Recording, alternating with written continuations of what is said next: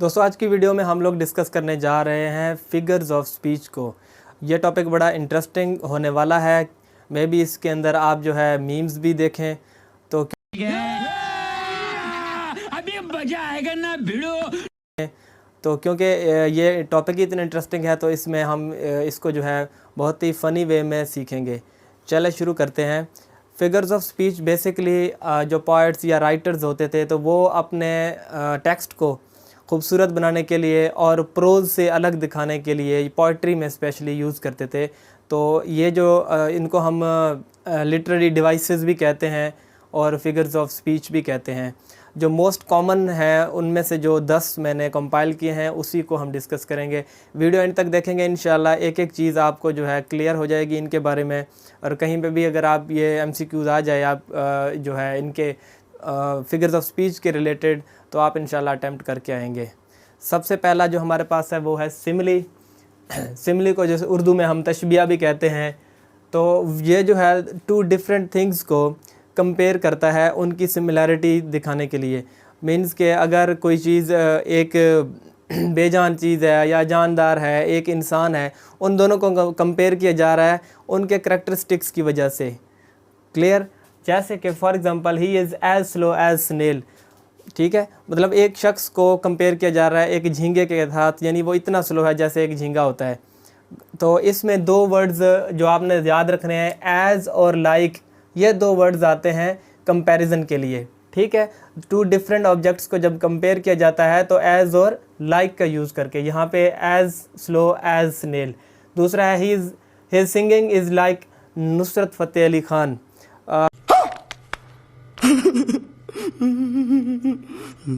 मे भी हो सकता है एग्जैजरेशन हो, लेकिन यहाँ पे कंपैरिजन किया जा रहा है कि उसकी जो गायकी है, जो सिंगिंग है, वो नुसरत साहब की तरह है।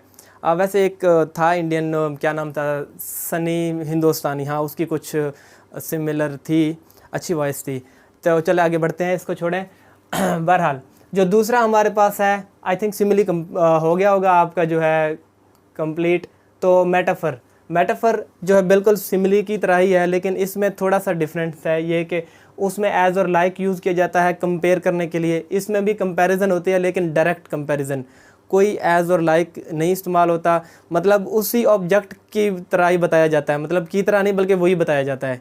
जैसे कि कहते हैं ना कि he is a star in the family, ये अपने घर में जो है स्टार है। अब बेसिकली वो स्टार तो नहीं है, एक्चुअली में तो नहीं है, लेकिन एक स्टार से कंपेयर जो है डायरेक्ट कंपैरिजन कर दिया, पूरा स्टार ही बता दिया। तो अब यहाँ पे दूसरा, Agha Hashr is the Shakespeare of Urdu drama. Agha Hashr को उर्दू ड्रामा का शेक्सपियर कहा जाता है। तो एक्चुअली में वो शेक्सपियर नहीं है, लेकिन जो है डायरेक्ट कंपैरिजन शेक्सपियर से किया जा रहा है कि की तरह नहीं, बिल्कुल वैसा ही है। Got it? तो ये डिफरेंस है सिमिली और मेटाफर में। मीन्स उसमें एज और लाइक इस्तेमाल होता है कंपैरिजन के लिए, इसमें कोई एज और लाइक नहीं है, डायरेक्ट कंपैरिजन है दो ऑब्जेक्ट्स का, टू डिफरेंट ऑब्जेक्ट्स का। Got it? चलें नेक्स्ट है हमारे पास पर्सोनिफिकेशन। अच्छा, पर्सोनिफिकेशन जो है वो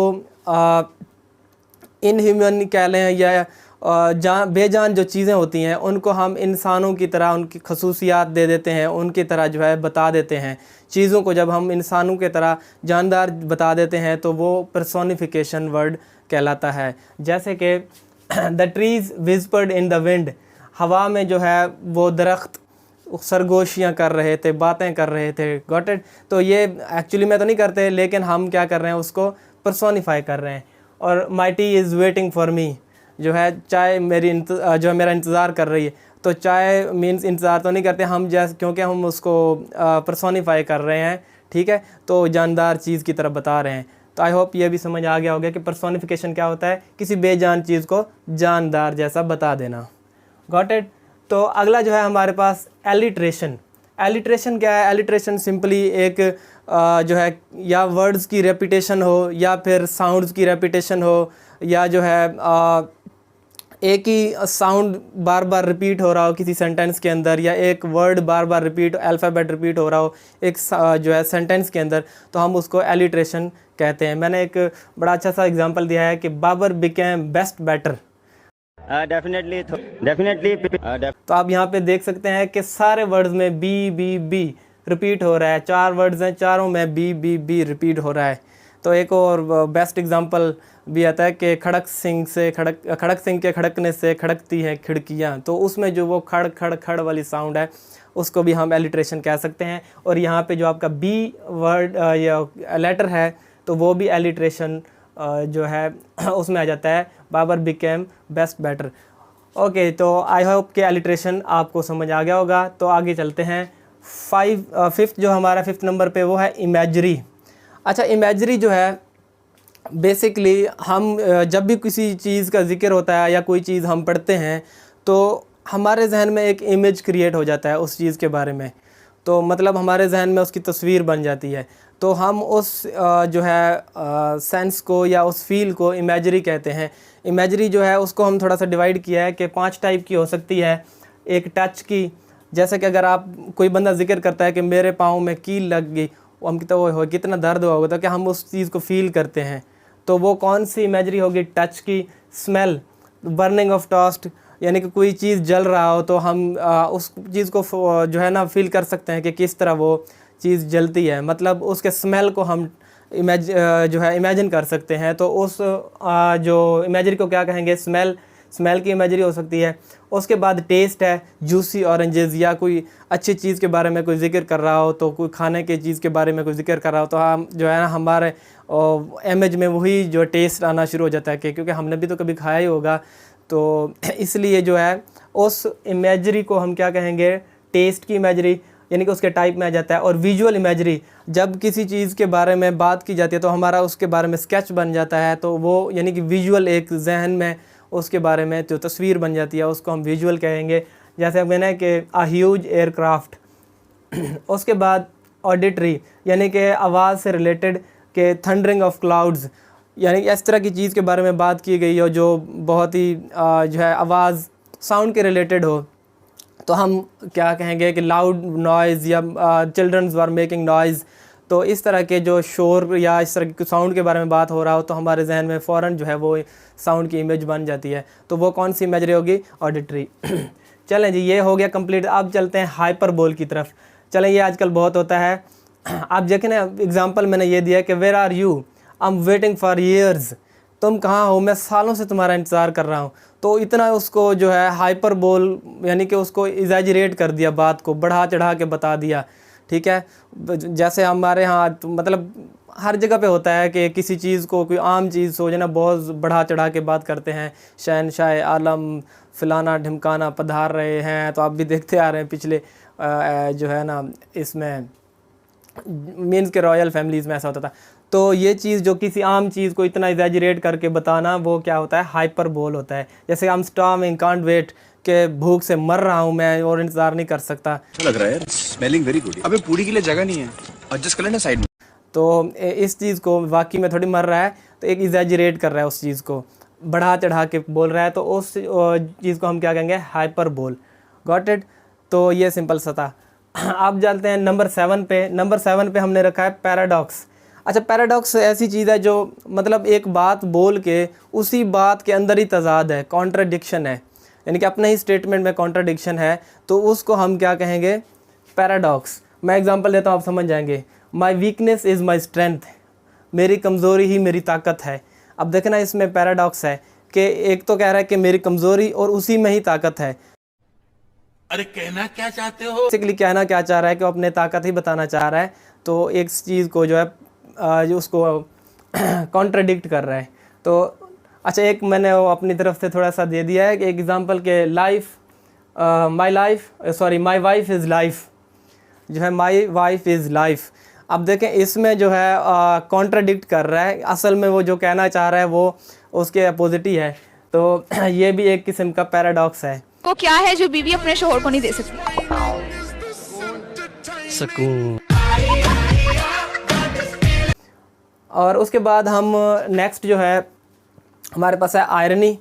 अच्छा, आयरनी जो है कोई भी स्टेटमेंट जो हम देते हैं उसके बिल्कुल अपोजिट जो हमारा एक्चुअल जो इंटेंशन होता है, जो हम कहना उसके अपोजिट ही चाह रहे होते हैं और जो बात हम कह देते हैं, तो वो होता है आयरनी।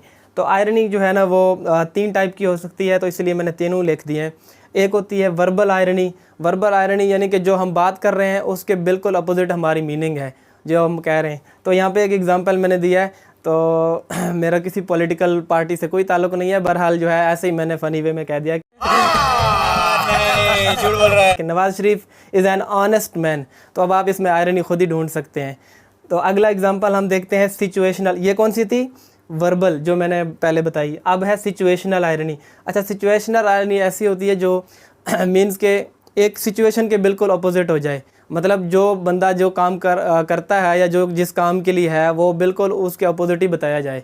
फॉर एग्जांपल हम कहते हैं कि a pilot fears of height, यानी कि एक पायलट जो जहाज़ उड़ाता है उसी को ही हाइट से डर लगता है या उससे खौफ है। तो मतलब ये सिचुएशनल आयरनी होगी ना कि एक पायलट को जो जैसे कि अंधे के चश्मे की दुकान, मतलब अंधे की चश्मे की दुकान, ये क्या सिचुएशनल आयरनी। आई होप कि ये भी समझ आ गया होगा। Got it. तो आगे है ड्रामेटिक आयरनी। अच्छा, ये ड्रामा वगैरह में इस चीज़ों में आपको मिलेगा, स्पेशली अगर चार्ली चैपलिन के आप वो वीडियोस देखें ना, या फिर अपना मिस्टर बीन्स के, तो उसमें आपको ये सिचुएशन ड्रामेटिक आयरनी मिलेगा। तो अंधे की चश्मे की दुकान, हाँ अंधे की चश्मे की दुकान, क्या सिचुएशनल आयरनी। आई होप कि ये भी समझ आ गया होगा। Got it. तो आगे है ड्रामेटिक आयरनी। अच्छा, ये ड्रामा वगैरह में इस चीज़ों में आपको मिलेगा, स्पेशली अगर चार्ली चैपलिन के आप वो वीडियोस देखें ना, या फिर अपना मिस्टर बीन्स के, तो उसमें आपको ये सिचुएशन ड्रामेटिक आयरनी मिलेगा। तो उसमें क्या होता है कि मतलब जो हम ऑडियंस देख रहे होते हैं, हमें पता होता है कि यहाँ पे जो है ये चीज़ इसके साथ होने वाला है, लेकिन फिर भी उसमें वो चला जाता है, उसमें फंस जाता है। तो हम कहते हैं, और हम बैठ के इधर ही कह रहे हैं, ओ ये नहीं करना था, ये नहीं करना था, क्यों चले गए वहाँ पे, ऐसा क्यों कर दिया। तो ये कौन सा है? Dramatic irony. Got it. अच्छा जी, नेक्स्ट हमारा ऑक्सीमोरोन। ये पैराडॉक्स से तकरीबन मिलता जुलता ही है। ऑक्सीमोरोन तकरीबन पैराडॉक्स से मिलता जुलता है, थोड़ा सा इसमें है फ़र्क। अच्छा, ऑक्सीमोरोन में क्या होता है कि एक चीज़ जो है बिल्कुल दो अपोजिट वर्ड्स को यूज़ किया जाता है। एक यानी कि उसमें एक जो है फ़न क्रिएट करने के लिए या उसको अच्छा एक तरह से जो है इंटरटेनमेंट बनाने के लिए उस सेंटेंस को, उस वर्ड्स को, जैसे कहता है कि आई एम डूइंग नथिंग, यानी कि मैं कर भी रहा हूँ और कुछ भी नहीं। I am doing nothing, I am busy doing nothing, कि मैं बहुत बिजी हूँ कुछ ना करते हुए। मैंने आपसे सवाल किया था आप क्या करते हैं? रिलैक्स। ओके, तो नेक्स्ट इसका जो है डे ड्रीम्स, यानी कि दिन में ख्वाब देखना। तो ये उसके मतलब उल्टी हो गया। तो दो वर्ड्स इकट्ठे यूज़ कर दिए जो बिल्कुल उल्टे हैं। सीरियसली फ़नी, ठीक हो गया। सीरियसली फ़नी, सीरियसली भी है और फ़नी भी है।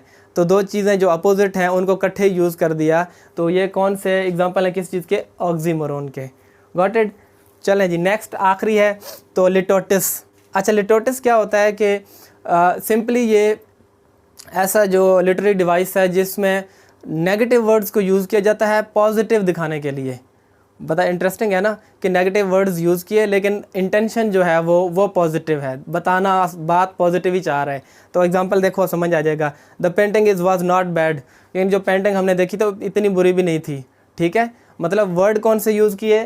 बैड, ठीक है, नॉट बैड, तो इतनी बुरी नहीं थी। अच्छा, आगे कहते हैं कि you are a damn good fellow, कि आप मतलब डैम भी कह दिया उसको और गुड फेलो भी। वर्ड जो है वो नेगेटिव यूज़ कर रहे हैं और अच्छी चीज़ बताने के लिए, अच्छाई दिखाने के लिए, ठीक हो गया, तो उसकी मतलब तारीफ़ ही कर रहा है। जैसे हम कहना कि you nailed it, you just killed it. तो ये इस तरह के जो वर्ड्स होते हैं, हम ये जो है लिटरेरी जो डिवाइस है लिटोटिस, उसके एग्जांपल्स होते हैं। आई होप कि यहाँ तक आपको क्लियर हो गया होगा। अगर इसके अलावा भी कोई आपके माइंड में जो इसमें फिगर ऑफ स्पीच में से कोई और आपके जहन में आता है तो आप वो बता सकते हैं। तो आज की वीडियो के लिए इतना ही। मज़ा आया। तो इंशाल्लाह नेक्स्ट जल्द किसी और टॉपिक पे मिलते हैं। तब तक के लिए खुदा हाफिज़। और अगर तुम लोगों को ये वीडियो पसंद आई तो यार लाइक मार दो, और नहीं आई तब भी लाइक मार दो, क्योंकि फर्क नहीं पड़ता। सही बता रहा हूँ, फर्क नहीं पड़ता, बस लाइक मार दो। और अगर तुम लोग नए हो तो सब्सक्राइब करो, वो जो लाल वाला बटन है उस पर कुछ भी फेंक के मारो, ये माइक फेंक के मारो, ये कैमरा फेंक के मारो, मैंने उल्टा बोल दिया लेकिन मुझे फर्क नहीं पड़ता है, बस सब्सक्राइब करो।